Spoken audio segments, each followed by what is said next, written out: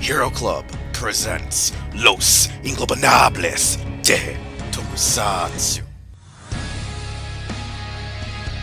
Welcome to Los Ingobernables de Tokusatsu, episode 64. I'm your host, Wheelchair21, and usually I am joined by a Michael or two, or as well as two Canadians, but this week it's just yours truly and SoundOut12, one of the Mikes in Mike and Mike. You got the more annoying one. Wait, Mooch is here? How? Wait, he's officially more annoying than me now? I think so. Usually he is. Usually and indefinitely he's usually. Well, I wouldn't say the more annoying one. He's the more zany annoying one. You're just probably the blunt one, the crazy one, the quiet one. All the one. above. I'm everything. I'm like loud and quiet. I was just gonna see how loud and quiet you could get. Honestly, the real reason that I actually got quiet was because I kind of dropped my headset while it was on my mute. But nevertheless, though. Yeah, this episode, we're actually following up on a discussion we had on the previous episode, where we were talking about Tamashii Nations, specifically because they finally released Kamen Rider Kiva, who never had a prototype, now actually has a prototype, and due to the weekend passing, we also had the recent Tamashii show. And at that show, new prototypes were shown that will probably never be released, as well as upcoming products that will most indefinitely be released, because there were dates listed on them. And this made myself and SoundOut discuss how, over the last decade or more... Tamashii sucks at releasing products. Yeah. They've either put too many out on the shelves, or put too little on the shelves. So, let's go to SoundOut the Best, since he's usually a good chronicler of toys. He's the toy chronicler when Dark I'm not good at anything else but remembering toy facts that no one needs to know. So yeah, take it from here about discussing Tamashii Nations, the brand, the legacy, the myth, the legend that people may or may not know. Maybe give a little bit of a brief informational guide on what the hell goes on and what the hell we're talking about, so the noobs at home know. Because your more average Tokusatsu fan will know what the hell Tamashii Nation is, since it has our wallets in a vice. Most people have a blood contract with Tamashii Nations, but for those of you that don't, Tamashii Nations covers a multitude of brands and different action figure lines, from S.H.Figuarts to Soul Chigoken, from D-Arts to Ultra Axe, which both are defunct lines now, to Super Robot Chigoken, which is sort of there, to things like Super Imaginative Chigoken, also known as SIC, which I think just got rebranded as Super Imaginative Coliseum, and other lines such as Garo Makai Kato, as well as some off-brands here and there like Figuarts Zero. They basically produce everything in the same scale, with the exception of SOC and SIC and Makai Kato. Those are kind of like their own thing. But, D-Arts kind of interplay with Figuarts and Ultra Act, and S.H.MonsterArts as well, which is kaiju-focused, or monster-focused, really. So all these kind of brands play together, and they usually get different licensees. They started out doing S.H.Figuarts with Kamen Rider only, and then branching into some anime areas. Before long, they actually ended up kind of making it just basically the Rider line, which is why Ultra Act popped up to be Ultraman focused, and D-Arts popped up to be digital entertainment focused, such as Digimon and King of Fighters, Persona. And so because of those splits, they were kind of like doing the separate thing. Then eventually I just kind of rolled everything into S.H.Figuarts for those style figures, and we got some Garo in there. And then when Marvel kind of came in, and Star Wars came in, that was when the focus shifted from Kamen Rider to doing Marvel, Star Wars, DC, and other licenses for American properties, because even in Japan, those Marvel Figuarts were selling way better than Kamen Rider Figuarts. And the Kamen Rider Figuarts have kind of been in a weird spot. We used to get pretty much every series' Riders and all their forms either through regular release or Premium Bandai, and nowadays we get things where it's like, okay, well, we got X-Aid and Friends, but we didn't get, either of the two final forms for X-Aid, even though we saw prototypes, even though those seems kind of important. There's Riders that are just missing, like they never finished Wizard's set of figures.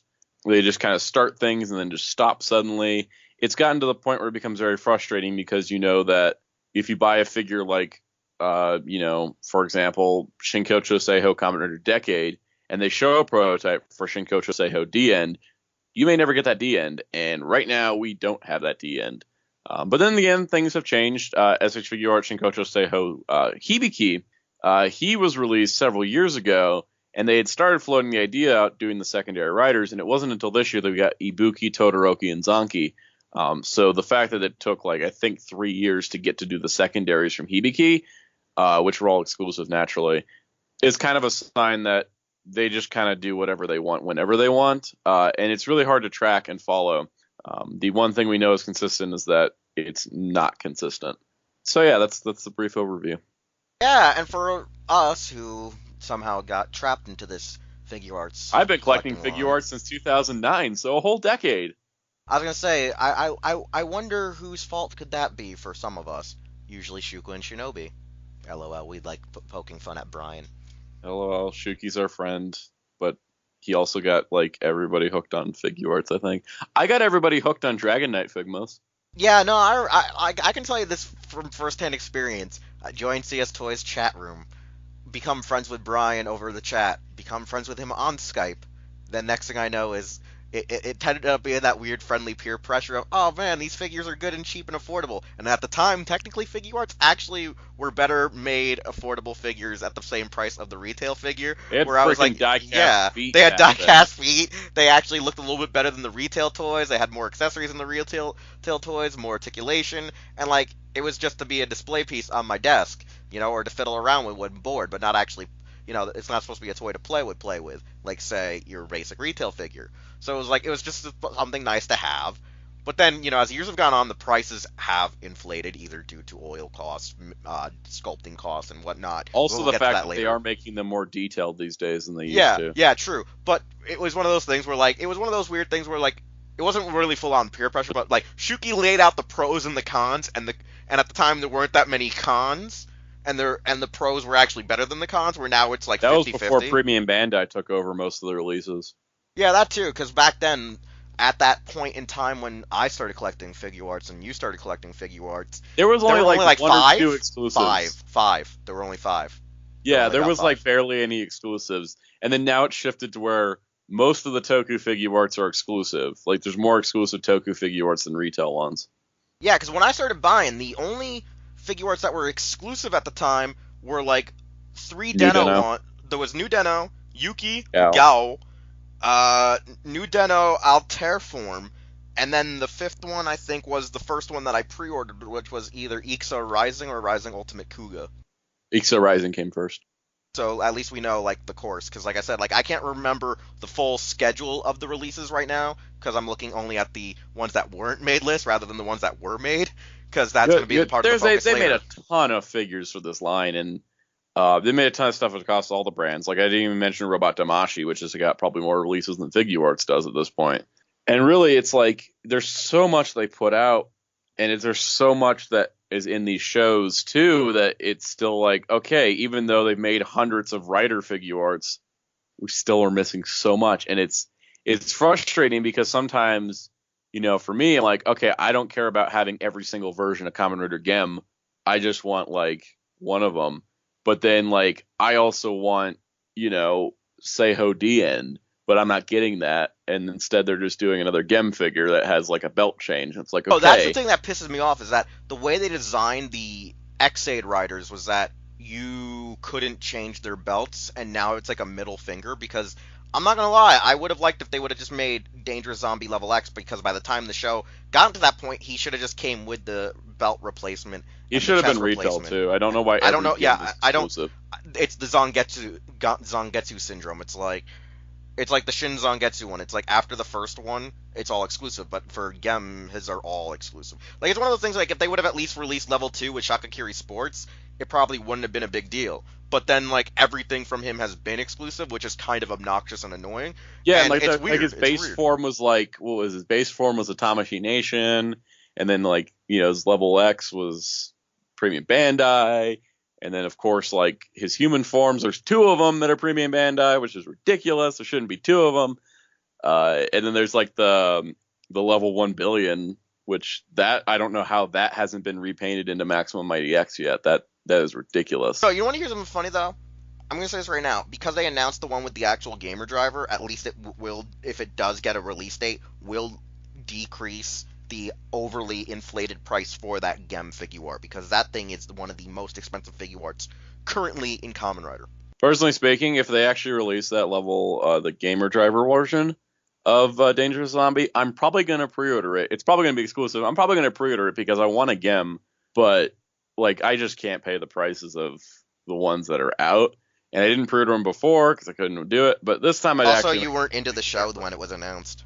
No, I was into the show when it was announced. I just wasn't like, I just didn't have the money at the time. Okay, because I could have sworn that when the pre-orders went up, you still were like on the borderline of getting into the show.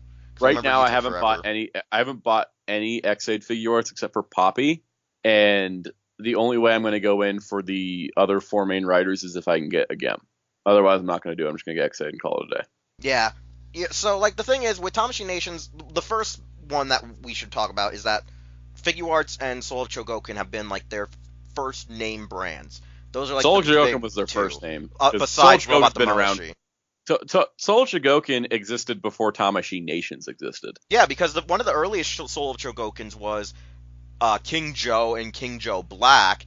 There was also the actual Mazinger Z. There was an early version of Gigan Final Wars Edition. There was a Kiru figure released through them. So they started Soul of Chogokin in the late 90s. Like that is how far that goes back. Yeah, because if I recall, one of their earliest products was Big O. In the 2000s, one of the earliest. Big O was like 2004ish, I think, 2005. Yeah, because like what I'm saying is when I found out about Soul of Chogokin, like in the early 2000s, Big O was the first one I knew of, besides Kiru, King Joe, and Gigan. Those were like the ones that made me go, ooh, maybe I should put my money into this line when I was a kid. Like I really was interested during that era, you know? Really, when it comes down to it, the 2 brands that Tamashii has made their bread and butter, even though they don't give them the star treatment anymore, is Mazinger Z and Kamen Rider. Yeah, at least the franchise and titles, which is ironic seeing that it's Go Nagai and Shotaro Ishinomori. Yeah, but it's also like they don't give Kamen Rider the love they used to, and they don't give Mazinger Z the love they used to, because right now Mazinger Z's stuck in this rut of let's keep remaking Mazinger Z and Great Mazinger. Here's a new color variant of this. Here's a new color variant of this. Oh, Battle Damage version. Oh, Battle Damage version Dynamic Collection. It's like they keep re-releasing the same 2 robots. Earlier in the line, they did like Aphrodite Ace and several of the Kikaiju, but we've never gotten any updates to those, which has been it is a shame because the older ones aren't good anymore because of the standards they set with the new ones, but yet they're just circling Mazinger Z, Great Mazinger like all the time, which is kind of like Kamen Rider. It's just circling we got to do the main rider, everyone get their base forms, and then just kind of cutting it off there. Like we don't even get Kaiju Figuarts anymore or Kaijin Figuarts for Rider. Like I haven't seen. Yeah, no, because it's funny because like the main ones, because the main line was Soul Chogokin, Figuarts, and then out of nowhere, by the time we had started collecting, which was their 2nd or 3rd year producing these figures, Robot Damashii. They were like, hey, well, they already had Robot Damashii, yeah, and that was mostly specifically for super robots and Gundams. So there was a lot of Gundam products. It was more. It was real. It's Robot Damashii is real robot focused. Yeah, it's real robot focused, but there were a few super robots, and they were introduced early on because I know like the big boom really started picking up around the time that they started really expanding into, if I recall, that when they started the expansion into D-Arts, when they started the expansion into alternate types of Figuarts, Ultra Acts. Because like what they did was that they had Robot Damashii as like the robot line, but then it became Gundam mobile suits and then other real robot types like Code Geass and such. And then you had like Super Robot Chogokin came into being, which was like, here's some mini Soul Chogokins as super robots, but which also allowed them to make other characters without putting in the whole transformation engineering. They're just action figures that are heavy metal figures. Yeah, because we got in there, they heavily wanted to back Sentai mechas and Gao Gaigar. They really made it the Mazinger Z show. Like the Mazinger franchise is all over Super Robot Chogokin. Yeah, it was Mazinger Z, Gao Gaigar, and they were really trying to bang on Sentai Robos. But the biggest problem with the Sentai Robos were they were trying to make it too oriented on them marketing Gokaio and his add-on parts, and then it just backfired on them. It also had this problem of a lot of people didn't like the anime aesthetic that they gave them, which was just kind of, I think, made to have a consistency in the line since it was based off Mazinger Z was how they start the line. And everything else in the thing was anime. That was the only Toku franchise to be a part of Super Robot Chogokin. So they made the Robos match the anime style. But Which here's the thing that you're forgetting made them too kind is of that a majority of the mechas that they chose were already depicted in anime, like card games and posters, or they had CGI anime like models, like Maji King. You had They also stuck Deca Robo. very, very much to the standard ones that Gokaiger was focusing on, like Deca Ranger. Yeah, because the That's original great. idea was that they were going to come with their pre-order bonuses, and then they stopped it after Deca Robo. They're like, oh, we can't put a Magi Dragon in with Magi King. Right, and that was kind of like the downfalls. I think that the oldest we got was Daijujin. They would have really, I think, if they had introduced something like Sun Vulcan Robo or Bio Robo or Live Robo earlier on, they might have gotten more attention because it was so recent stuff. And there was also like just re-released the joint, like they did the joint Gatai Mecha like the same year, and it was just like we were getting very overwhelmed with Gokaiger, Deca Ranger, Shinkenger, Maji Ranger, and Go-Onger were like the ones they kept focusing on so much with Gokaiger that it was just like there wasn't any variety in the Super Robot Shogoken, in addition to the fact that there was so much Sentai product coming out that year because of Ranger Keys and Sentai Figuarts and all this stuff. It just became this whole thing of we have so much Sentai product that Super Robot Shogoken came in. It's like, okay, I'm already out of money because I'm trying to buy Ranger Keys and roleplay items and Figuarts and whatever. And then so it's like when Super Robot Shogoken came down, for me personally, I didn't have the money. I was like, I can't do this. I didn't get a single one of them because I just couldn't afford them at that point because it was just too much additional product on top of an already heavy year. And I think that was like the case for a lot of people, which is why they didn't sell very well. Because Super Robot Shogokens aren't cheap. They're very expensive figures, really. But, it was just like that one step too far, and it wasn't enough variety because it was just more of the same. And that's what I think was their ultimate downfall with Super Sentai Super Robot Shogokens. Yeah, and that's like one of the first things. Like the reason why I just wanted to quickly do Super Robot Chogokin too is like it was actually one of the sublines to die the quickest and the fastest compared And yet to it's still Sentai around. Figuarts. Like Super Robot Chogokin is still around because we'll get Mazinger stuff from here and there, and they stopped the Galgaigar stuff, they stopped all the Brave stuff, but they still do Mazingers from time to time, and they'll do maybe It's some because random characters. I think the reason why they do Mazinger stuff is because they've done almost everything, and so now it's just like, oh, there's a new manga version of Mazinger Z. All right, we put it out. I'm still wondering if they'll ever do the Infinity versions from the new movie, but regardless of that, Galgaigar moved over to Super Mini Pla. Super Sentai moved over to Super Mini Pla. Super Robot Shogoken, you can't really move the Mazinger Z stuff into Super Mini Pla because there's not that transformation factor. And don't forget, one of the biggest issues we had from the Western fans were like they didn't want a small figurine of a Megazord. They were like, we want a Soul of Chogokin one. Then when we started getting Soul of Chogokin Sentai mechas, they're like, oh, it's too pricey, it's too expensive, I want cheaper. Remember, the Power Rangers Western Toku fandom always wants things to be a very, like, they want it to be the opposite of what it is, no matter what that is. Because when we have things good, they still complain. They it's like, okay, well, here's your Soul Chogokin mecha, here's Super Mini Pla versions, and then they're like, Super Mini Pla is too small, Soul Chogokin's too expensive, and it's like, well, okay, you just got like literally all the options you wanted. You even had a cheaper option with the legacy stuff, which you didn't buy, and then complained you couldn't find it later. Yeah, it's because you slept on it for a year and then it vanished. This is where we're at. Is you gotta like the fandom has a very hard time accepting things and saying, okay, thank you for this awesome product we got. This is cool. So since we quickly, deduce the lines that are dying before we go to the Figuarts and the Figuarts that were never made, should we tackle the anime with D-Arts, or should we just avoid them since nothing really applies to Tokusatsu?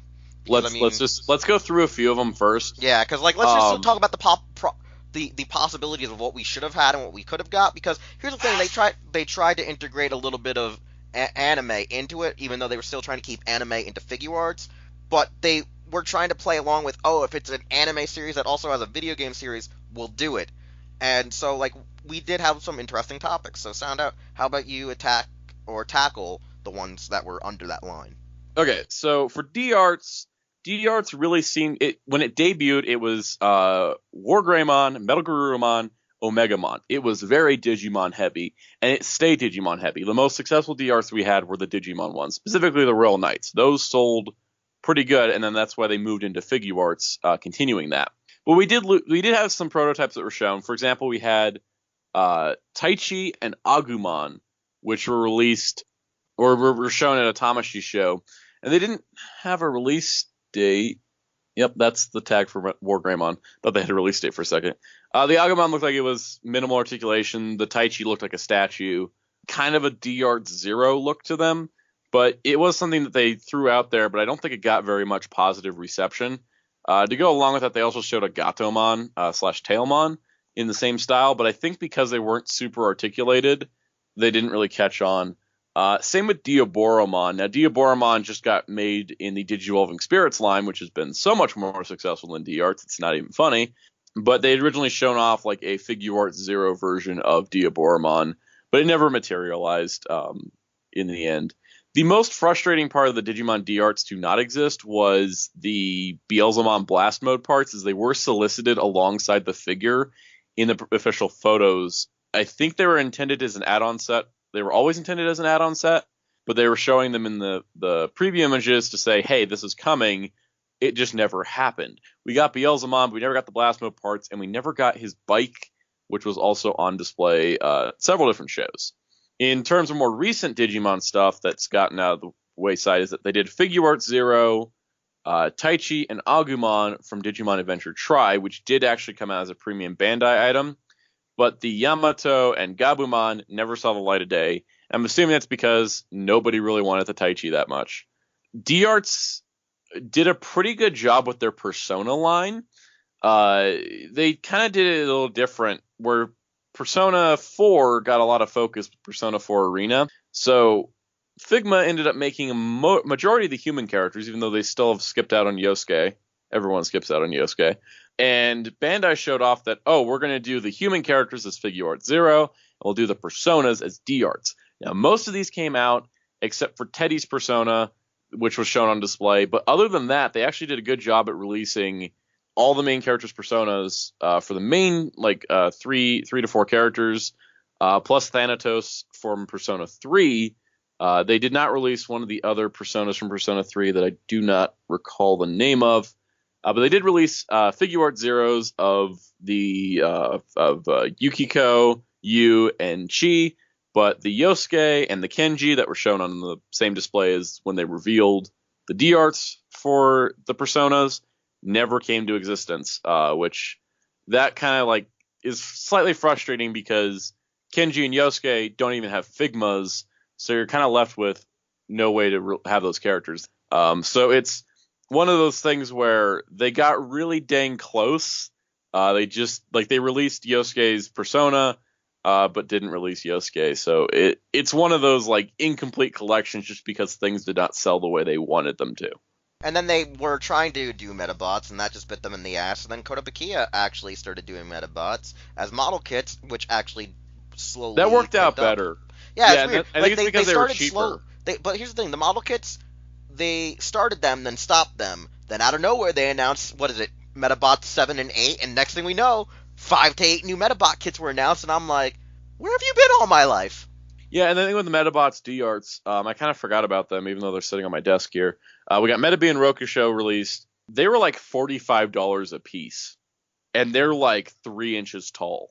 And they were also promoting, Cyan Dog, the yellow guy with the claw, and the Warbot. I can't remember. Yeah, Cyan Dog was Samilodon, and then another one. They had a display of silhouettes of a bunch of them, because they wanted to do this whole line where you could swap the medals between them, because the medals come out. You could swap the limbs and customize them, but it never got beyond Metabe and Rokusho. And I think it's just because at $45 a piece for being 3-inch tall figures, I mean, they have a lot of diecast in them, but that just wasn't worth it for a lot of people. They also did one-off characters. Tamashii's done a lot of one-offs. There was a Lelouch from Code Geass RE2. There was actually Figuarts. It's a Figuarts, but I'm talking about one-offs in general. Figuarts. Terry Bogard from D-Arts line. D-Arts Terry Bogard was just a random one-off from the King of Fighters franchise. Technically Fatal Fury at that point, but you just got these one-offs like that. And for the longest time, S.H.Figuarts Domon Kashu from G Gundam was a one-off that had no counterpart, and they showed a Master Asia prototype for literally like 4 or 5 years. They kept showing him, and then they finally released him, and they sold like garbage. So the Rain Nakamura and the Alan B. Battersby figure arts that were shown at one point never saw the light of day. Neither did the Civilian Domon, which would have been nice because it would need an update. And neither did the S.H.Figuarts Char Aznable, or the lovely horse that they showed as a Tamashii stage piece. But it's one of these things that, like, it seems like sometimes with Tamashii is that they'll keep pumping out figures that don't seem to be selling very well, and then they'll continue those lines. And then there's other times where they're just like, okay, so this one figure didn't sell, so we're just canceling the rest of them, basically. Yeah, just like what they did with freaking Saint Seiya Omega. We put all the season 1 characters in figure arts form. They had the entire lineup of the main 6 Saints in that season as figure arts. Then Koga comes out, and Koga sold like ass because they were like pissed off that it wasn't a myth cloth, even though there was no way to make them a myth cloth because how they were designed in Omega season 1. So it was like, okay, do figure arts, and then in Omega season 2 they became more regular myth cloth, and then they sold ass again, which was crazy because the myth cloth. That's the crazy part about myth cloth. Myth cloth was a regular retail toy line. Then it became more of a collector's retail toy line, and then they even like upped the ante when they were like myth cloth EX, and that's a story for another podcast about anime. Saint Seiya. I'm not getting into that right now, or it'll be like Sound Out trying to explain Persona to you guys 5 minutes ago all over again. Yeah, except for like an hour because there's more Saint Seiya. But yeah, no, it's weird because like slowly D-Arts died. We had Super Robot Shogoken, which is technically dead. And then, before we go right back into figure arts, because that's the main focus, it's always been the focus for Tamashii mostly, we have Ultra Act. Now, Ultra Act is one of these weird lines where, when it was announced, it was very perplexing, because it was supposed to be an ideal line that even I thought should not have been done the way it was executed.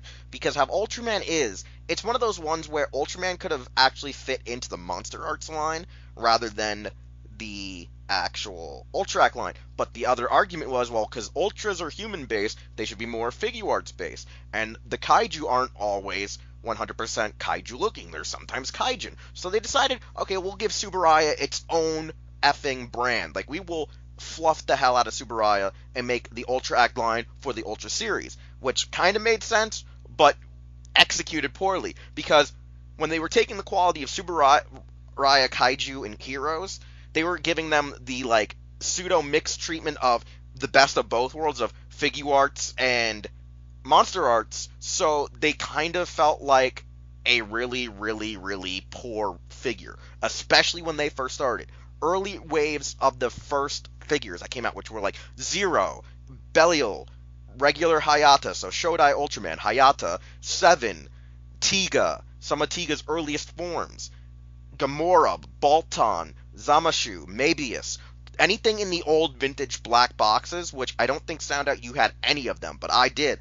The black box Ultra Acts were garbage. When they transitioned to giving more vibrant boxes, whether they be silver, whether they be red, whether they be blue, they started incorporating more of what you would see in the figure arts line at that time, as well as changing the mold and sculpt to what Ultramen needed to have the full motion of their arms and shoulders to cross their arms for attacks. The kaiju themselves started to become more and more limited because they were shell forming. They were selling terribly. They were either being pushed as premium Bandai webshop exclusives, and eventually, as the series continued to go on, Ultramen, at least mostly their forms, were going to be made exclusives, and there were secondary Ultras, other support characters like Ultraman King, Father of Ultra. No, Ultraman King and Mother of Ultra went and made exclusive. There was Ultraman Hikari, his form as Tsurugi. I think one of Zofi's reissues were exclusives. And it was getting very ludicrous where the mainline Ultras were all at retail. Secondary Ultras and secondary forms, like their renewals, were mostly exclusives. And it got like into this weird area of gray where they would sometimes announce one, then stop. Announce another one, stop again. Announce 3, stop. And it was getting to this weird inconsistency where you knew the line was dying. And it was one of those ones where the Ultraman fans were kind of in denial. And even as of today, they still think that Ultra Act should have remained its own thing. When it's one of those things where, because of how Ultraman is, like the Ultraman suits are designed, how the kaiju are designed, it wasn't plausible to keep them out of, in their own line, because it was taking away from what it needed, which was a support of a real successful line, like say the Monster Arts line or the Figure Arts line, where you have the A and B team switching off, who's doing what. Because when you look at the kaiju line, some of the guys who did the kaiju for Godzilla also did the kaiju for Ultraman, or by proxy were hired to do the Kamen Rider suits or other stuff of those shows. So it was like, if they're sculpting what's supposed to be a resin prototype of what's supposed to be like a 1-to-1 scale version of the suit, why the hell are you giving it to a guy who probably doesn't know what the hell is going on? And that was a weird thing, because they also started announcing early on in the wave's infancy figures that we never effing saw, and it was very hilarious, as well as various movie forms that people barely even know about. Because before this episode, I showed Sound Out that they were making, or attempting to make, every version of Tiga, including the statue. And what was your thoughts, Sound Out, when I showed you that? I thought that was ludicrous that they were gonna that they showed all these versions. I'm like nowadays, I'm like, that's never gonna happen. But at the same time, I guess it could happen. But the thing I've noticed with I think the tipping point with Ultra Act was when they did the Ultra Act cross S.H.Figuarts for the manga Ultraman. Oh yeah, it was when everyone should have realized they were dead. That was the tipping point where they're like, "Yep, we're gonna start rolling these into the Figuarts." Yeah. And I mean, I have the only Ultra Act I have is the Renewal Shodai, like the version 2. And I like that figure. I noticed Ultra Acts were a bit bigger than Figuarts. Yeah, they were about an inch taller usually. They're a little bit more bigger. It made actual collectors pissed because they couldn't have Ultramen standing next to their Godzillas because the scale was off. They couldn't have Kaiju standing with their Are the Figuarts still that larger scale, or are they normal Figuart size? The Figuarts for Ultramen are actually 60-40, because like Shodai Ultraman looks a little bit punier compared to like a Kamen Rider Figuart. So like having them stand by each other to recreate, Kamen Rider versus Ultraman the special, like Shodai and Ichigo, looks a little awkward at times. But at the same time, when you think about like they're supposed to be loosely based off of the actor in suit, maybe that's the reason why they look just smaller. Is that because they're using the original height and scale of Ben Furia in the actual Ultraman suit, maybe, and that's why he's actually a lot smaller than later incarnations where like they're a little bit bigger, buffer, got a little bit more of a strut to them, a little bit more of a profound heroic state for the body and torso. The kaiju themselves, like so far out of the ones I've had, they've done really well and a lot better and firmer articulation than the previous ones. Like they don't seem to be as super loose as some of the Monster Arts have been, and they don't seem as poor quality of plastic degradation like I said, like the original Balton was. Because I heard the original Balton would break. The new Balton, released as a Figuart, solid figure. The only issue it has is balancing, but then again, you can't really do much when you have like really, really clown shoe like feet too. That's the Baltan design issue, not the figure's problem.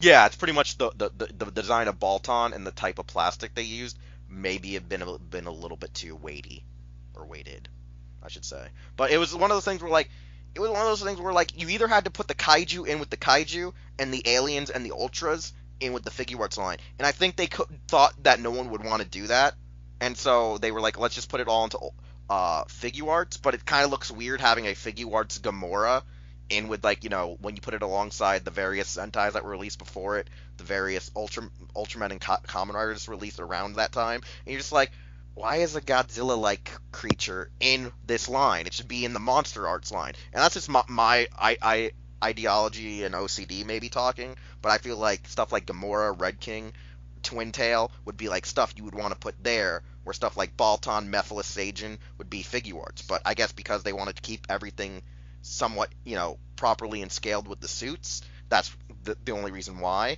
And then that makes me wonder, why didn't they just put more effort into making Ultra Act good?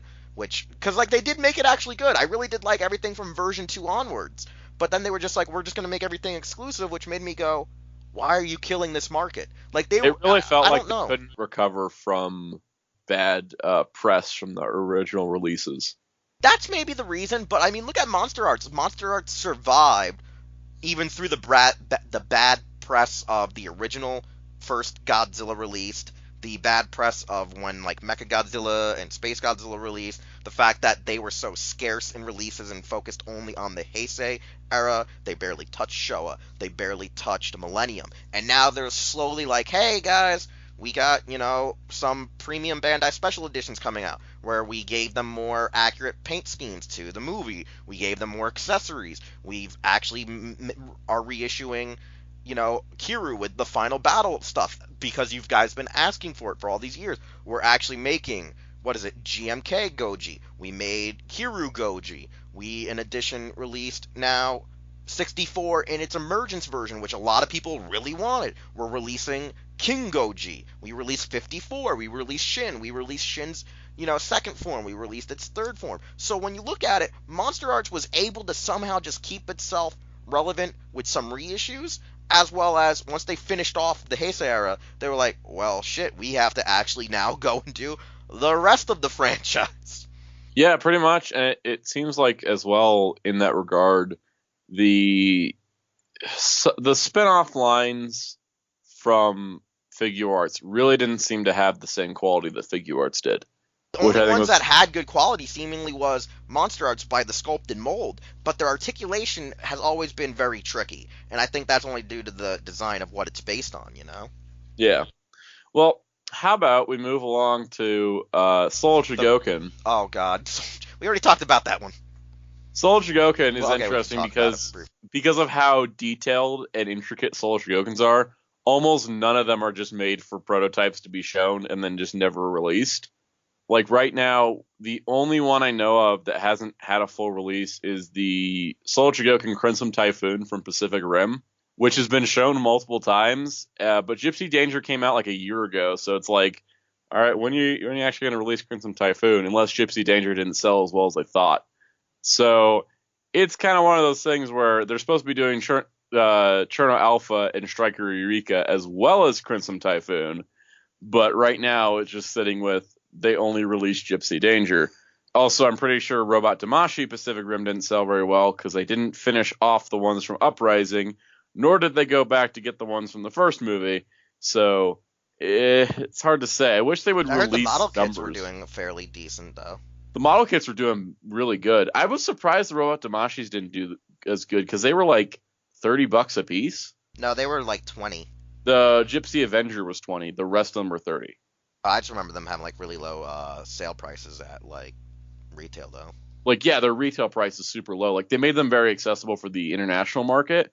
Like, I picked up Gypsy Avenger at Toys R Us for $20, and I was like, this is amazing. This is a full-on Robot Damashii. Like, it's big. It's like taller than a Marvel Legends. Got like all the articulation. There's nothing missing because it's a less expensive figure. But I think that when it comes down to it, at least in Japan, model kit versions of robots tend to sell better than pre-built ones. Yeah, that too. But like, I wanted to, like, when you originally, like, even though you sort of sidetracked us with Soul Chogokin, Super Robot Chogokin, and Damashii again, was like, no, I wanted to get to the Piece of Resistance because, like, the main focus is also Figuarts because they're the most abundant. But yeah, no, I get what you're talking about because Pacific Rim, for what it is, should have did a lot better, I think, for at least the Robot Damashii line. It didn't do that great.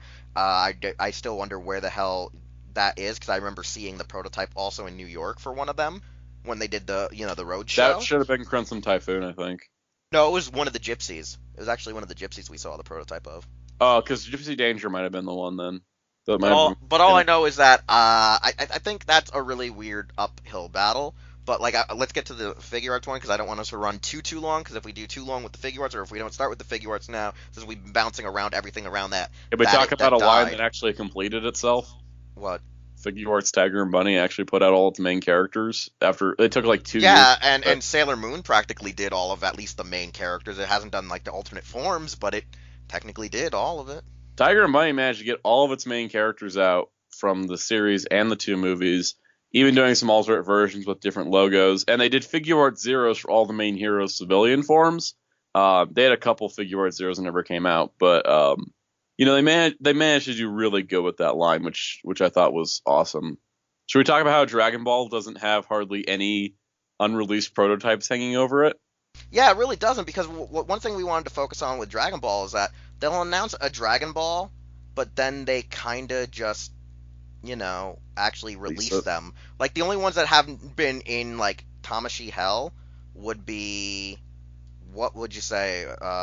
Tamashii Hell would be probably Goku GT and Goku Super Saiyan 4 from GT. Like, anything GT related is in pretty much Hell. They're in Hell, and I wonder if they might get out because of Super Dragon Ball Heroes. Isn't Dragon Ball Heroes, it's due to the West, most likely, that they'll get released.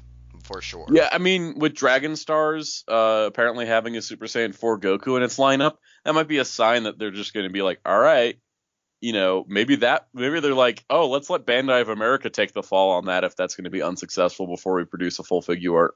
There's definitely precedent for it, because I think some of the best-selling Figuarts kits were the Super Saiyan 4 Goku and Vegeta. Those, like, sold. Don't forget that crazy. Super Saiyan 4 is a fan-loved design because, one, Toriyama was at least involved with the concept art for it, but not the overall execution. So it's more or less that it's a interesting design that people do love, people do, in a sense, cherish it, people do think it's effing cool, and they want to have figures based on it. While it might not be one of the greatest Super Saiyan forms, like, because I said execution-wise, it's still an elegantly designed one. Oh, yeah, it makes a great action figure, too. We also have Champa and Vados, which got shown a while ago, but I'd say in the last 2 years. Last 2 years th've been shown at least. Yeah, they've only existed for like 2 years. Anyways, Champa and Vados, I think, are possibilities for releasing. Maybe if Super makes a return to TV or something.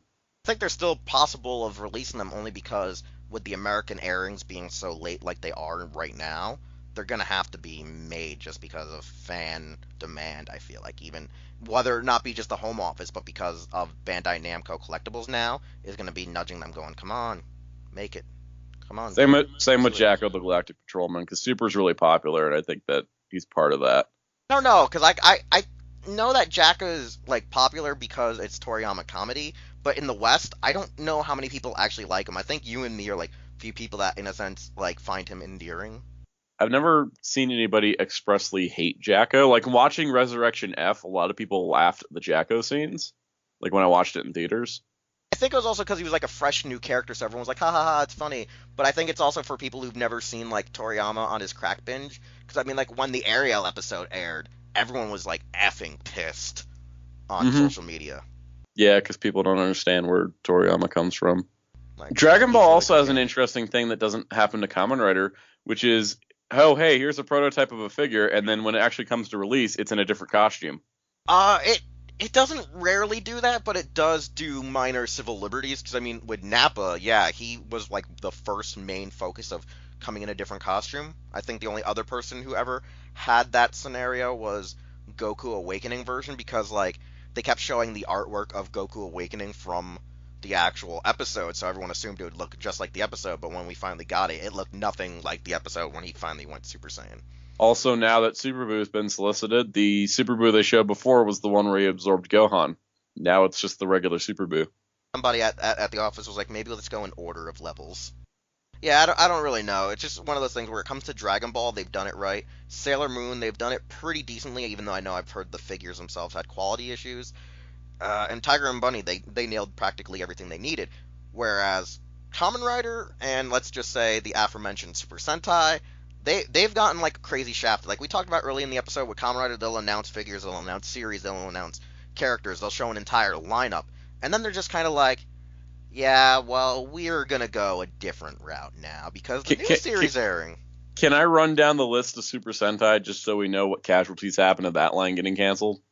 Yes, give them the casualties, because this is, like, literally going to be an Anea music video, and you know which song I'm referring to, Sound Out. Yeah, I do. So here's what happened with Super Sentai Figuarts. They're dead. They're dead. Like, sorry for anyone hoping to get a revival. Right now, they are dead, and we're not going to see any of these figures that got shown in the way. The only way that could happen is if they were made as Shinshoku Seihos, or Mayuchi was like, make me into a Figuart Tamashii. Basically, so here's what we have. We have Baseball Mask, which is a famous villain from Go Ranger, as well as Our Ranger. He was so famous that the voice of Doug shared a gif of him during the World Series this year. There you go. Our Ranger, Key Ranger, Momo Ranger, Mito Ranger. We're going to finish off the Go Rangers. That was, 2014? And, yeah, that's never happening.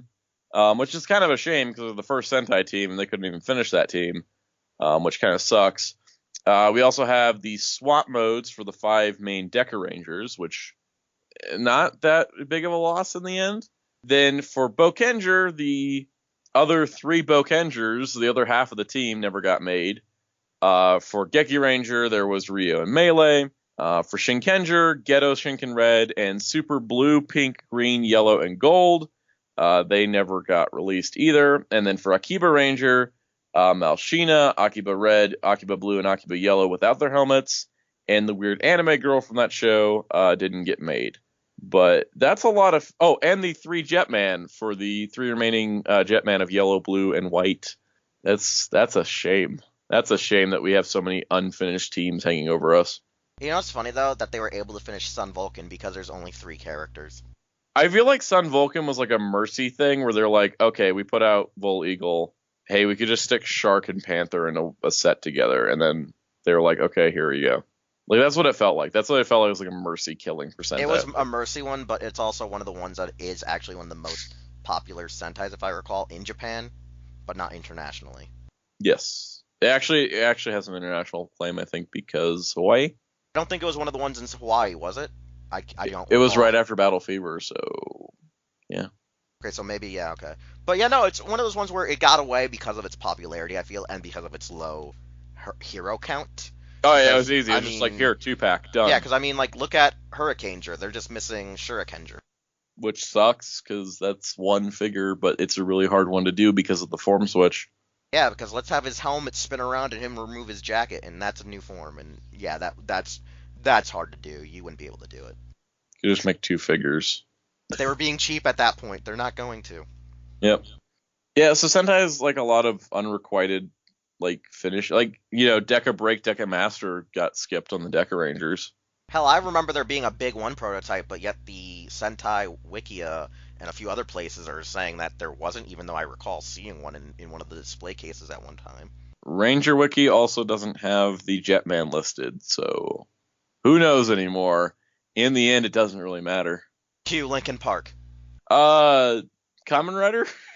Oh god, the Kamen Rider one is just so abusive. Like, it's like, hey, if you really like Ryuki, do you like Renewals of Imagines?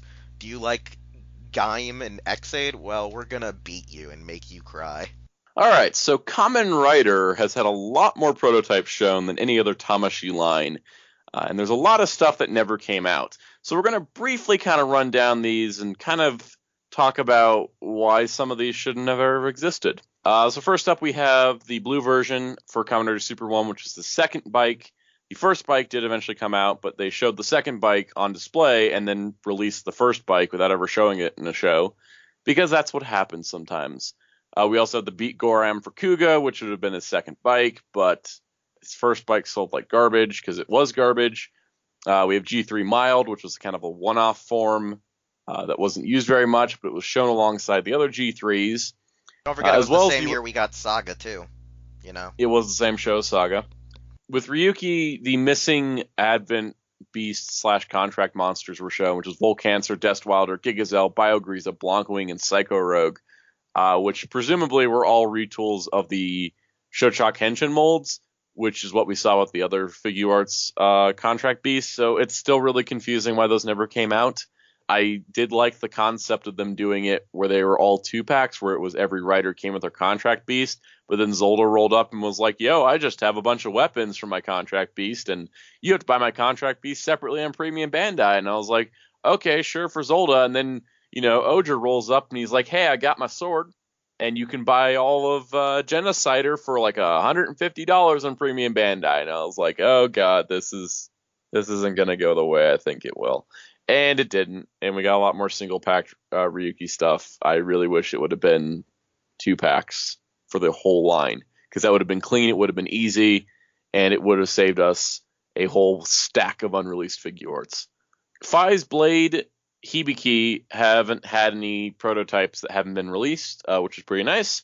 Kabuto only has one on its plate, which is the masked form of Kabuto, which really is something I don't see to be a necessary release. There's a market for it, but it's super niche. Super niche. That market got fulfilled with the Figurize 6 kit. I think. We also have renewal versions of Momotaros, Urotaros, Kintaros, Ryutaros, and Deneb, which all definitely could have used renewals. They were also going to come with their fursuits, which also didn't happen. Same thing with the Teddy Imagine, which really hurts because they made every other main Imagine, including Negataros, but yet no Teddy. You could always have one of your plushes if you feel down. This is true. There's a Togepi right next to my bed right now. It looks sad. For Kiva, we actually only have Kamen Rider Saga as being an unreleased prototype, which is the last of the main riders from Kiva. So that would be really nice to see happen, especially since Kiva finally happened. Then for Decade, we only got a couple. First of all, is the Kamen Rider Decade Jumbo Formation Complete Form, something I don't think was ever intended for release, but was on display. And the Shinkocho Seiho version of Kamen Rider D-End, which I really hope actually happens because D-End really needs it. The original D-End and Decade were fairly decent and nice for the times, but now with the Shinkocho Seiho Decade, yeah, we kind of need it. Yeah, the Shinkocho Seiho Decade is so much of an improvement over the original that it really makes the D-End look bad. The Kivala, I think the Kivala figure art was good enough to blend in with Decade, but the D-End just doesn't anymore. Well, when did Kivala come out again? Do you remember the date for Kivala?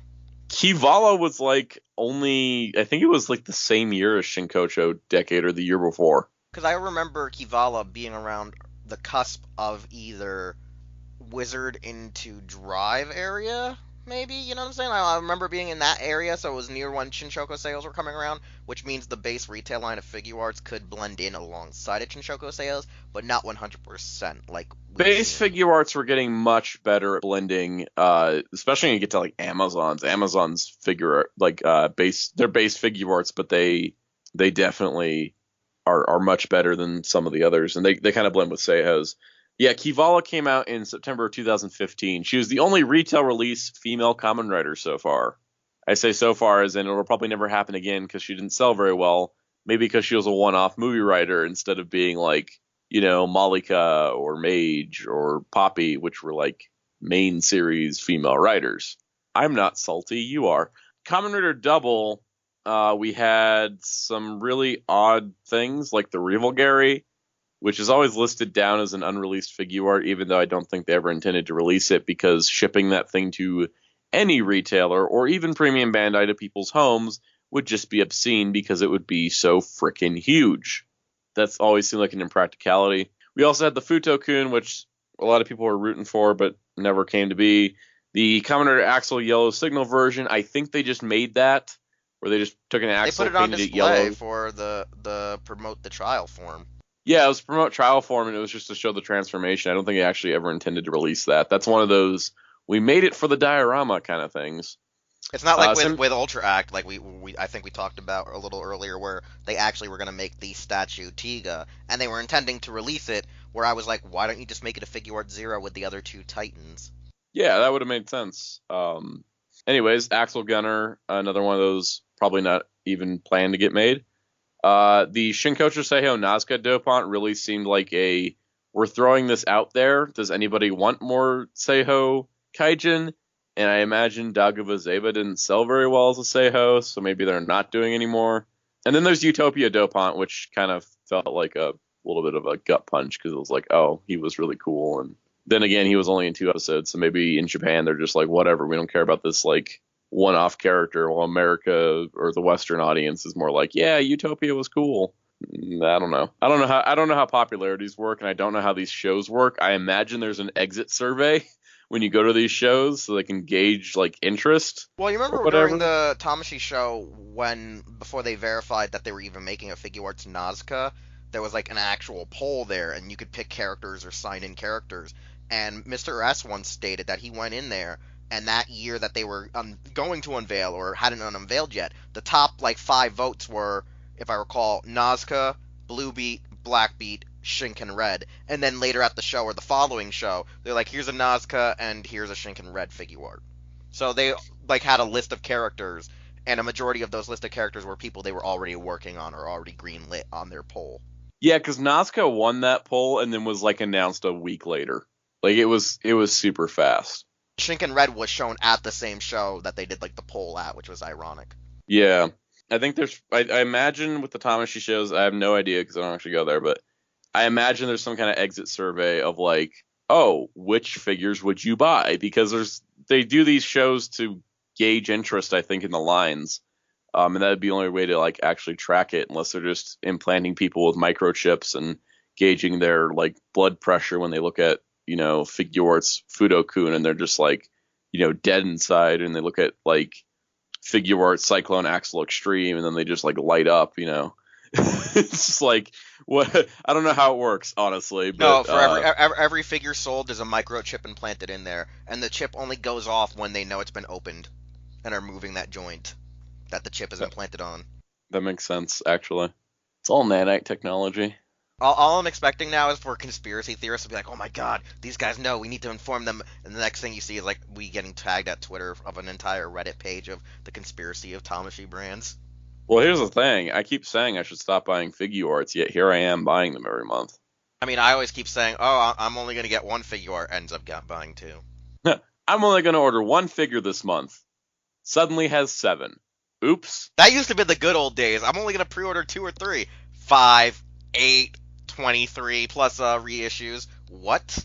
Anyways, carry on with the list.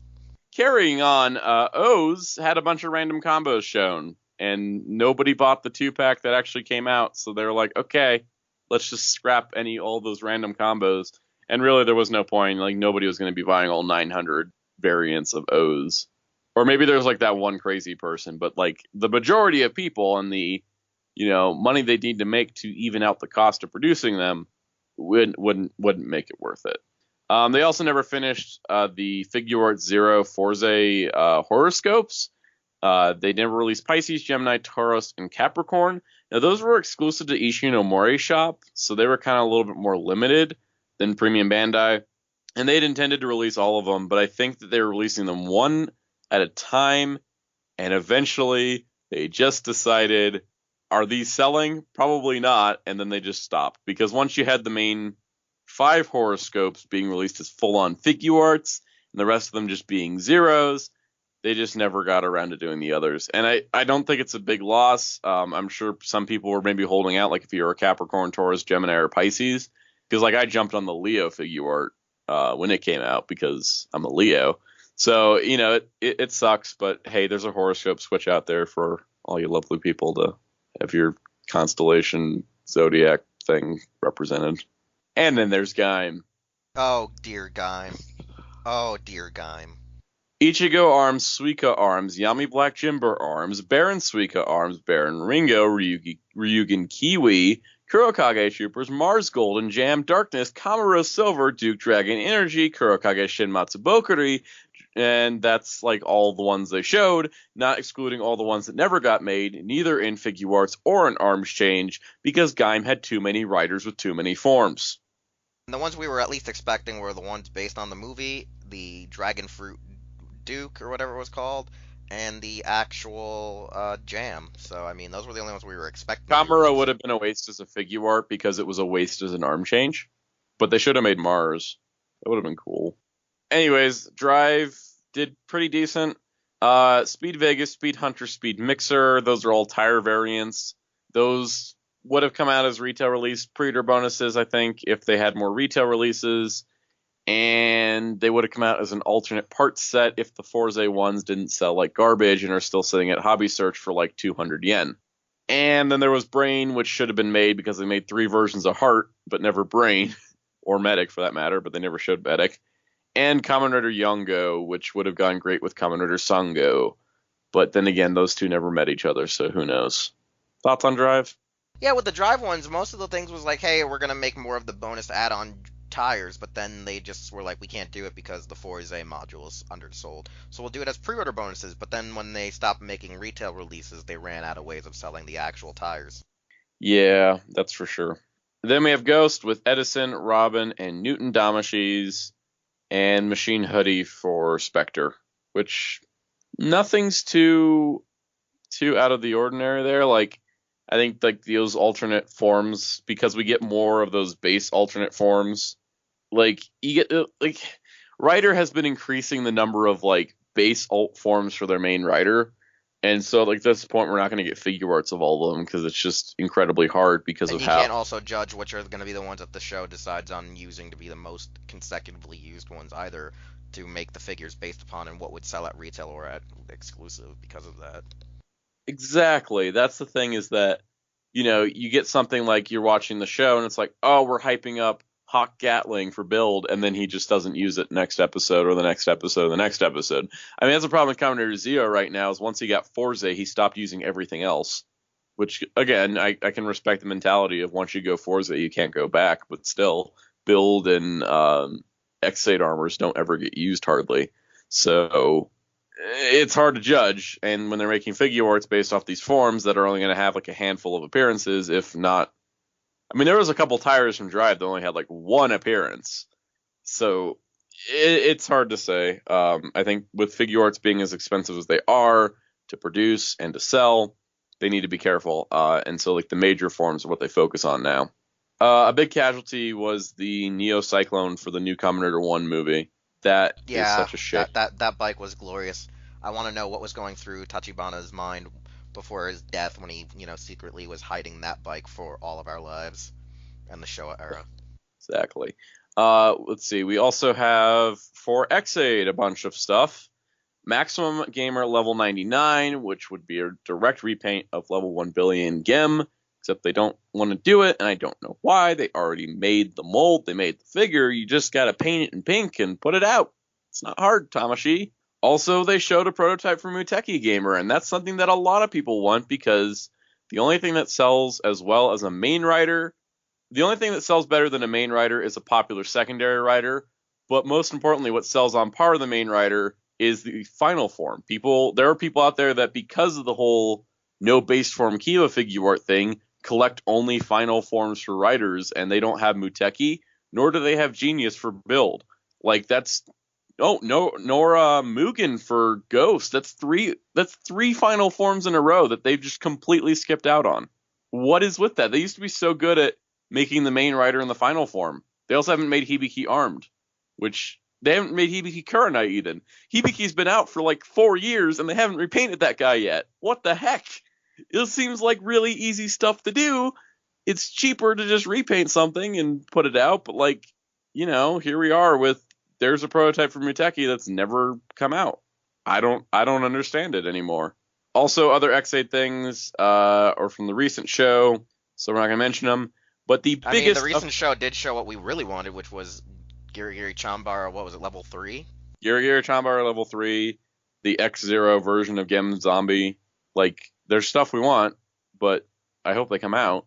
I'm also still waiting on Perfect Puzzle and Knockout Fighter.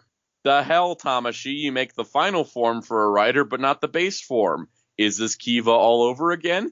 Can this be our new Kiva meme where we just say, oh, another show, another not base form Kiva? How about another month, another not Perfect Puzzle or Knockout Fighter? Those two are kind of equal, but I think Perfect Puzzle represented Paradox more. I don't get why we don't have those. That seemed really easy. They showed them multiple times, and yet here we are with no release for them 2 years after X8 has ended. What the heck, Tamashii? And then build, we have Rabbit, Rabbit, Tank, Tank, Rabbit, Dragon, Evolt Cobra, Prime Rogue. Those are all possible for coming out. I don't think Prime Rogue is going to come out, though, personally. Nor do I think Rabbit Dragon's going to come out. That thing didn't even get like a physical suit made for it. It was just an overlay. And then Zeo, we've seen Build Armor, Gaze Gem Armor, the Ride Striker. I think all three of those have the potential to come out. Maybe not the armors. They should have really done an armor gimmick like they did with Ultraman X. That would have been smart. And then we also have an Amazon's Last Judgment set, which is just Alpha and Omega with blood splatter. Yeah, that's crazy, because, they did the same thing with all these metal heroes, too, because we had Metalder, we had the Kikaider, we had Mad Gallant, and only, out of those sets, the only ones that were released ever were original Kikaider, original Hakaider, clone Hakaider, if I recall, as well as the B-Fighters, Hakaider and 4. in addition, what was it? We had the B-Fighter, and then we had the, can't remember the other one. Just Beyond? Was, Just Beyond.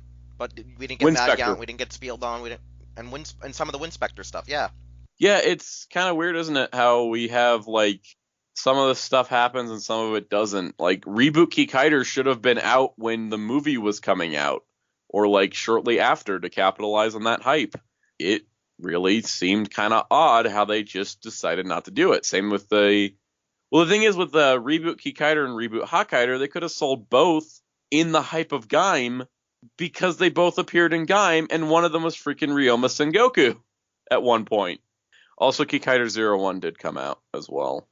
Alright, so one of the things that I find that is really annoying about this is that when you look at the years found out, like you and I have been collecting, one of the biggest issues that has been happening is that Tamashii has this weird influx of, they started producing too many, then they realized they were running out of a library of characters to do, and then they're now like, oh, we can't release anything because we don't know what's going to sell good, we went through our library too fast, and they also didn't estimate how well it would take with the community. Because that's the one thing about Bandai. They don't seem to grasp what the fandom wants, nor does even the home office or the home fans know exactly how they'll want it. Because I always see this weird thing is that Japanese fans have a weird thing where they're usually more into the current than they are the past, unless they are the die-hard collecting fans that you would see generally in Western communities, Western culture, where when you attach yourself to a property or a show, you want to have it all. But then some of the Japanese fans want and get it right then when the show's airing, and then if the show's over and they're still releasing characters, they kind of don't want it, or they do want it. And I think that's why nowadays there's so many figures being made P Bandai, because it's made to order, so it doesn't bite them in the ass, you know? Yeah, that's definitely a thing. I think that's why we see more P Bandais, because we have retail releases that come out and then just sell so poorly. And then we have retail releases that come out and sell like incredibly well. But it's hard to judge. Even as someone like me, like as a collector that follows this community really well, I have trouble judging it, because sometimes I think, okay, Shin's not that popular. He'll be fine on the aftermarket for Premium Bandai. But then I'm like, wait a second. Well, I find out later that was kind of like my realization that if you think something's not popular, you should probably order it from Premium Bandai. Because if it's not popular, that means they're going to make less because less people ordered it, and therefore the aftermarket price will be higher. Or if it's actually popular, it will inflate drastically on the secondary market, like Shin Zangetsu did, and now he's sort of going down in price finally. It took him like 3 years. Gem Zombie Gamer went all the way up until they actually released level X up. Right. Or X0. That's the thing, is that like that's where we're at, where it's like, well, Premium Bandai, if it's not popular, it'll be, there'll be less out there, and if it is popular, they'll be really more expensive. So you can't really win. That's the thing, is I think the problem is that I think they overproduced as they started realizing they had a trend going, because I feel like from 2012, like around 2010 to like 2012 or so is like when they really started realizing they were onto something. And then it was around 2015, 2016 that they had to start slowing down and changing their thought process, because they had so many screw-ups with like the double, the O's. They had issues with anime stuff like Tiger and Bunny. They had stuff with Dragon Ball that was giving them a lot of financial trouble. But when it came to Kamen Rider did usually good. Sentai never did great, and it was like, how do we focus on that? Because like I think that was one of the weirder parts, is that now with Ultraman either immediately sells out, or it goes to the extent where online retailers that we shop at say, oh, no, we can still get the stock, it's just on back order, so you might have to wait a few more weeks extra. But if you're with Kamen Rider, when it sells out, it either sells out or it stays in stock for maybe a couple of weeks, couple of months. It was one of the most egregious things ever?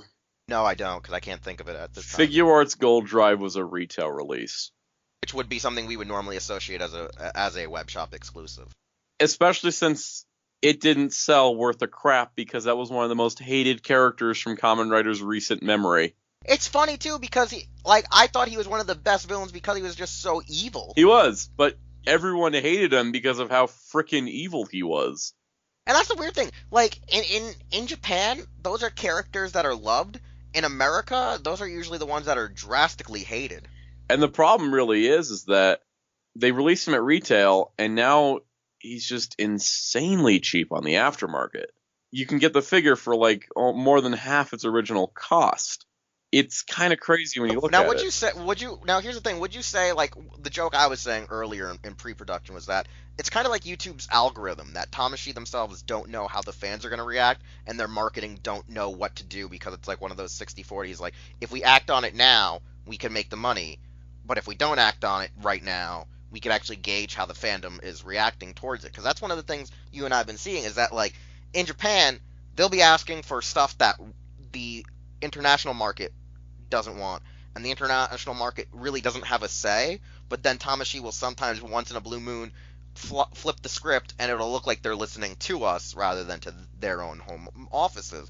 And I don't know how this really works. I think it's a really weird and interesting concept because we're more further away from Japan, so we're even more on the outside. It's like we're in like think the best way to explain it is think of a baseball game, or if you're a wrestling fan, at an actual WWE event where the Japanese home office is like everyone on the floor level and in the front row area around the ring. And then the further you go away from Japan, the higher you are up on the bleachers and the high rises and the second levels.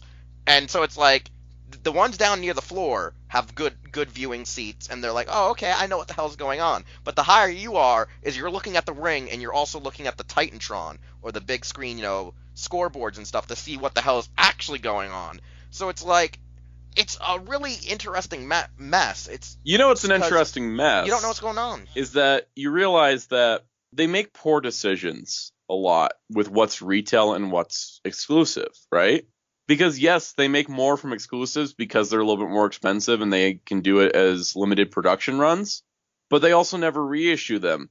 I really wonder, what the mentality is at the one-time cash grab behind a popular character's figure art being exclusive versus the long term of they could reissue that figure and keep making money for a while. Because I'm looking right now at Gem Level X being 11,000 yen, Grease 7,500, Rogue 8,500, Cross Z 9,500, Bloodstark 7,000, and Build Rabbit Sparkling 8,000. All of those figures could have made so much. Sold like mini plot. What was that? I was gonna say they should be sold more like the mini plot or the actual model kits, where it's like we'll at least reissue them during the year of its original production. Every 3 to 4 months we'll reopen the order slips for them, and you'll get them then. And then, like, I feel like, you put them on layaway for a couple of years, and then you're like, oh, well, we haven't made this figure in 2 years, so we're going to reissue it now 2 years after the Generally show. speaking, they don't they even used to reissue. do that with the original retail releases. They don't even retail, the retail releases don't even get reissued. Not anymore. They used to all the time. Yeah, we used to be getting, like, reissues, every month would have some kind of reissue, and now we're just they're not reissuing anything. The closest thing we've gotten is the Rider Kicks 20th anniversary figures, where suddenly, okay, now we're getting reissues of main riders now that they're finishing the main riders, which is good, but also some of those main riders are hard to get because they haven't been released in forever. It's really hard. I gotta imagine it's not easy for them to decide what characters come out at what times, but it seems so simple. It really does. Like, okay, you have a figure like, let's say, Renewal Black. That was a figure art that came out, sold out instantly everywhere, was incredibly popular, and it took 2 years to reissue it. They don't get any benefit from the aftermarket prices being through the roof. Like that, they're basically, by not reissuing things, by making popular characters one-time only exclusives, I don't think makes them as much money as they could be making. I really don't think that they're tapping into the full potential of this product line. No, they're not, because there's so many variety of figures, whether it be in your figure arts, whether it be your D arts back in the day, whether it be your Soul of Chogokins, whether it be your Soul of Chogokin, Super Robot Chogokins, I meant to say, and that they could really benefit from. Like, when you do the Saint Seiya myth cloths, they always, like, reissue them, even if they're, like, exclusive versions, like the P Bandai ones get reissued, and when they usually reissue them, they might come with a better feature, more accessories. They might come with actual, like, an alternate color, but it's still of the same myth cloth. Like, you'll either have a 10th anniversary or 15th anniversary one that came out at retail. You'll have a special color edition where it looks almost identical to the last one, but with a slight change, So it's like, I feel like Mythcloths get the better gist of it. Figuarts have gotten the big, not Figuarts, Dragon Ball Z Figuarts have gotten the better. Marvel We'll reissue it, Figuarts. but we'll change the mold. Marvel Figuarts have gotten that treatment, and as well as the Monster Arts at least got a little bit of better treatment of them at least deciding to reissue it. Sometimes the reissues were just color changes, and then other changes were like, oh no, we gave you bonus parts that the original mold should have effing had. Whereas when it comes to Kamen Rider now that they started doing Shinshoku Seihos, it's just going to get uglier from here on forwards. I'm looking right now at the Kamen Rider Laser Bike Gamer Level 2, which is a freaking bike, which we've been told bikes don't sell a lot, but it was a character.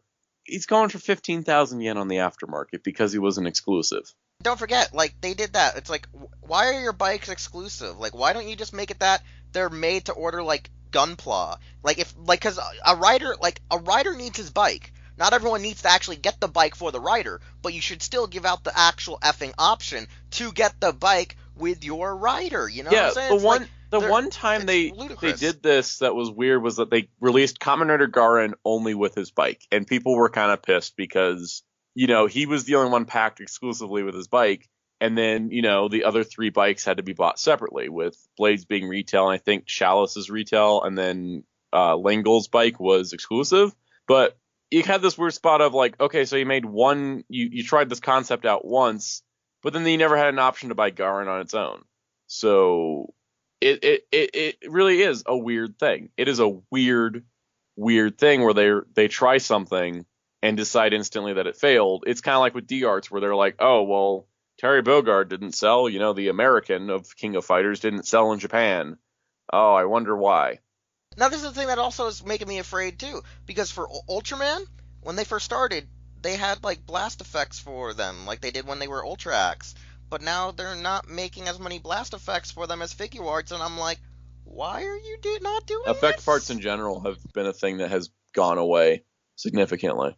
It's a shame. Yeah, but Ultraman, but the thing is, Ultraman specifically needs them a little bit more than the Riders do. Because with the Riders, they were just punch and kick effects. But with Ultraman, like, to do the signature beam, it was like just a little effect that you put over their arm or wrist, or actually attached to their hand, that clips on as an alternate wrist piece. So it's like, Ultraman had one, Seven had one, Jack didn't have, Jack did have his. Zophie had his, but Orb didn't have his. Orb Subfacium Zerion at least did have his. The Amazon version of Orb Origin at least had one. X doesn't have one. Zero is shown not to have one. Geed at least had one. Like, they're doing this thing where it's like, for every main Ultra release, most of them usually have it. But, like, if it's an alternate form, they don't have it. Like I said, Geed had it. Belial Atrocis didn't have it.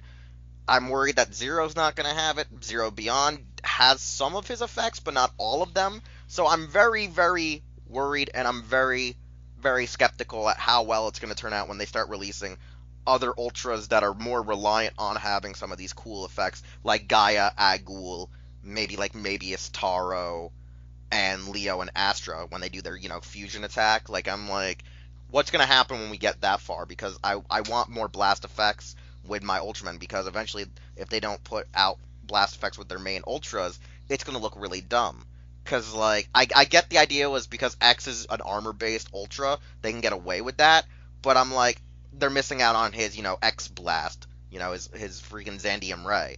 And I'm like, well, if Geed has his, Orb, I think, has his, X doesn't have his, but then if they go back and do Ginga, it's going to look weird when you want to line up your new generation heroes, and he's the only one who can't shoot his lasers. Right. It's kind of, it becomes a overarching issue. Yeah, it's like, where's the substance? Because with a Kamen Rider, a rider kick effect isn't really necessary, even though it was nice giving. I am not happy with the trend that main riders are getting released slightly cheaper and coming with zero weapons and just hands. And expected you to get the weapons by buying the bike, which is exclusive. Mm-hmm. That did not fly with me in build, and that is not flying with Zeo. And Zeo, like, the ride watches look, literally, the belts on Zeo and Gaze look the same as their basic armored figures. Like, they don't look good at all. And I'm really kind of pissed that this is the direction they're going. Like, oh, look, it's cheaper. I'm like, I don't want it to be cheaper for the sacrifice of quality, because I know there's not going to be a better version of Zeo for years until we get a Seiho. And even then, that's that's a very long time away. Yeah, and that's the thing that I think right now with Tamashii, for at least specific figure arts collectors, it's getting very skeptical if you're not living in Japan and if they're not making it available on their actual USA or their international services. Because with Ultraman, with Kamen Rider, with Metal Heroes, there's not a finite license to who owns the toy and distribution rights in North America. That premium Bandai should be allowed to release those to North America. Whereas when it comes to like liberties of Godzilla licenses, Sentai licenses, they're kind of like booked up and messed up a bit because of dealing with Bandai America, NECA, Hasbro. So it's like you still have the option to help make Kamen Rider and Ultraman and Metal Heroes get a foothold here when you're releasing their figure arts, when you're releasing their, statues, when you're releasing their Ultra replicas or CSMs. You have that route. Use it. Mm-hmm. Use it. Yeah, I think generally speaking, they're just not taking this line. They're underutilizing the potential of S.H.Figuarts. I think they're underutilizing their ability to open up an international market for themselves. They want to do it, but yet they're not executing it.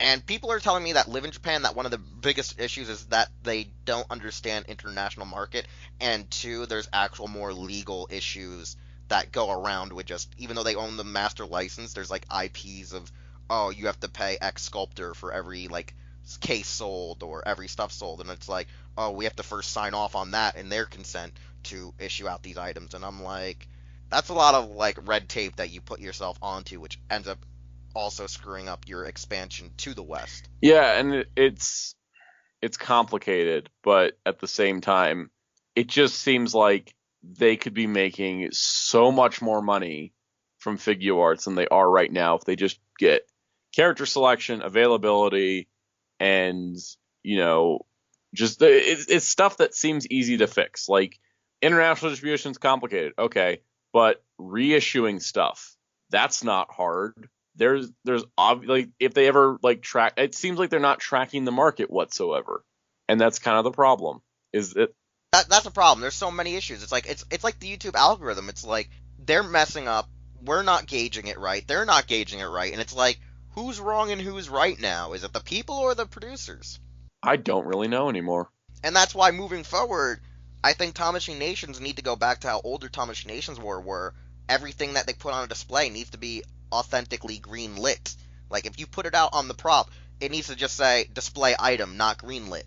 Greenlit, expected date 2018, expected date summer 2018. Oh, actual date of month that we know it's solidified. Don't just put it out there and say, you might get it, you might not. It's one of those things where right now, Ultraman and Dragon Ball are the more successful ones of, we show a prototype, Marvel. And we're going to probably act on it. Oh yeah, Marvel too, yeah. Marvel doesn't have any unreleased figures hanging over it, yeah. I think Star Wars has like a figure hanging over it, or two. They got over a few, like Queen Amidala. Which is probably never coming out, let's be honest. But overall, though, like that's why we wanted to talk about it, because as you looked at all these lines, their biggest consistency was, well, inconsistent. I would say consistent inconsistency was they would try to expand. Like when they thought they had an idea, they tried to make all these series, all these lines that went defunct, and they had to merge it back into what was already the gravy train, which was either Soul Chogokin, S.H.Figuarts, or Robot Damashii, and then they're like trying to produce and recover from that. Because, I mean, one day, they will go back to freaking Sentai Figuarts. I don't think it's a never situation. I just think they're too afraid right now. And I think what's going to open up that market is something that I think Darkon was the one to say it was, is that because the Power Rangers Hasbro Lightning Collection will start appearing in Japan, they will want to counteract that with their own figures like they tried to do with Figuarts of Star Wars and Marvel figures. Yeah, I think so, because right now things kind of not happy with like the state of the Figuarts and Tamashii Nations brands in general, and I'm definitely never excited anymore for Tamashii shows. Not whatsoever. Like, it's funny, I'm excited to see prototypes, but I'm also not excited to not know what's not coming out or what is coming out. Like a part of me, I always like seeing it because the displays are always usually elegant, and over the years, the past few years now, they're not as exuberant as they used to be. I wish they looked, badass, where they had like city plots for MonsterArts, city plots for Ultra Acts, nice little like displays. Like I remember one of the last best displays was the Gaim, like almost layered fountain kind of style of the figures around the circular plates, and actual like the leaves and props that they were using on the show for like the Helheim vines and Helheim fruit. That was like the last best display I've ever seen at a Tamashii show. Yeah, they used to do some really cool ones, but now it's just kind of like, here it is. Here it is on a shelf with maybe some bright lights. Yay. Yay, lights. And that's all I can think of right now, is just that we wanted to discuss and talk about, look at Tamashii's evolution and, I guess, regression for progression. I mean, thank God we finally got Kiva. And now we have idiots arguing that they need Kamen Rider G for it to be a true success. And I'm like, get over yourselves, psychos. G isn't a real Kamen Rider. Yep, but nevertheless, though, our little rant has nearly gone over 90 minutes. We hope you've enjoyed what we've had to say and what we've had to discuss about. And if you didn't know about these items that we talked about that haven't been released or shown and haven't seen it on the Wikia pages or fan sites that write out everything that was ever released, ever shown, ever canceled and whatnot, now you know, and knowing's half the battle. The rest is disappointment, most likely. And we'll see you all next week with episode 65. Hey, it's Wheelchair21, and thanks again for listening to an all-new episode of Los Ingobernables de Tokusatsu. If you want to hear more content or see more content from the Hero Club YouTube channel, we're going to need you to subscribe, like, comment with some feedback, and share this channel with a friend. We also would like you to check out our website, hero-club.com, and follow us on various social media outlets just by looking up Hero Club for Life, as well as the stores you see are where we shop. Anyways, thanks again, and we'll see you all next time.